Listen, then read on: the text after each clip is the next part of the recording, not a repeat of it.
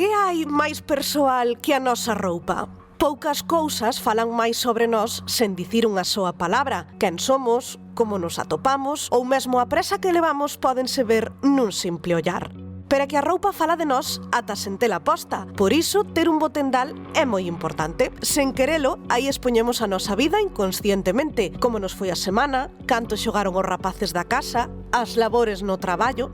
Agora, ata está de moda fotografar tendais cheos. Forman parte da historia e da vida das cidades e vilas. Ver a roupa colgada do veciño é algo moi común para a maioría de galegos. Camiñar polas estreitas rúas e ter camisetas, xerseis ou saias tapándonos o sol é algo ao que estamos afeitos. Sen embargo, iso de airear a nosa propia vida de cara á rúa non é posible en moitos lugares de Galicia. É o caso de concellos como o da Coruña ou Carballo, malia que non son os únicos con ordenanzas sobre como tende a roupa. Pero, como son e ata onde chegan as normas sobre os nosos tendais?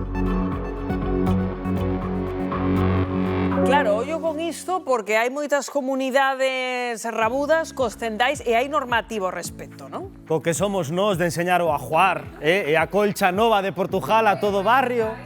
Pero a normativa galega di que o tendedeiro exterior ten que estar cuberto.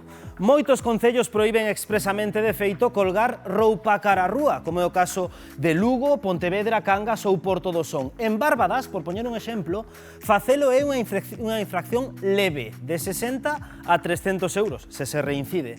Ademais, as comunidades de veciños, como dicía Rocío, tamén poden sancionalo por motivos estéticos. E fora de Galicia, as sancións soben. En Madrid ou en Barcelona poden chegar aos 750 euros e en municipios como Cuevas del Almanzora, en Almería, mesmo ata 3.000 euros por infracción moi grave, segundo unha ordenanza antidegradación visual. Pois para que non dane a vista, nos lugares onde aínda se pode, hai que ter maña. Imos cunha experta no tema, porque Elvira da Estrada ten as técnicas para que a súa roupa tendida pareza un mural precioso, mandallo. Pois sí, Bernardo está aquí en plena faena. Elvira, deixa isto un momentiño no cesto porque temos que falar contigo, porque claro, agora sai o sol e ti tendes a roupa aquí fora tranquilamente ao aire libre, non? Si, home, claro, o que ti días, eu pouso a roupa e falo contigo. A ver, que queres que che diga? Ti contanos porque, claro, isto ten unha técnica, non? Si, ten unha técnica, claro que ten. Tuvo toda a vida. Vamos a ver, mira, aquí hai un pantalón que está ben colgado. Este de aquí que estamos vendo, compañeiros, como podemos ver, pola cintura. Espera, ven ti pa aquí, que te me escapas, ti estás aquí, ca roupa e claro. Está pola cintura, entonces nunca queda o sitio dos prendedores, porque ao poñer por encima a chaqueta ou a camisa ou o que queiras non se ve. Isto non está ben colgado, porque despois, ao poñer o pantalón, queda o sitio dos prendedores no fondo das pernas. E as sudaderas, chaquetas, igual. Se colgan polos lados, quedan aí uns tetos que os mete medo. Entonces, se colgan así, aquí por debaixo, nin hai que planchar, nin queda iso, queda a roupa perfecta. Depois, outra cosa importante, separar sempre a roupa blanca da roupa oscura. A blanca nunha colada, a oscura noutra. Pero escoita, agora existen unhas toallitas aí que podes xuntar de todas as cores, a roupa. Pero eu non son tan moderna, ti non eres moderna. Todas as antiguas, chico.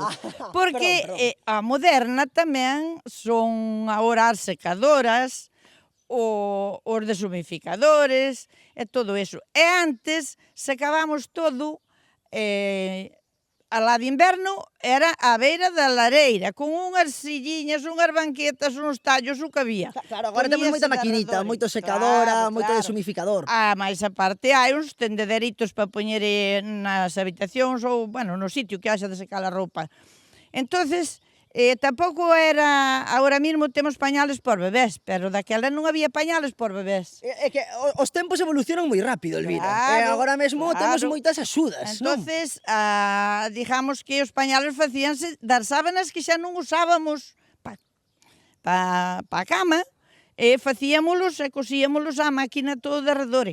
E iso había que estar cambiando continuamente, porque eso non empapaba. E sus bebés estaban mollados sempre. Pois, Elvira, de verdade que moitísimas gracias porque ti sabes moito. O sea, podemos estar aquí falando toda a mañá e toda a tarde contigo porque sabes moitísimo. Pero eu creo que queres dicirlle algo a Rocío e Bernardo, non? Antes de despedir. Ai, quero decir algo.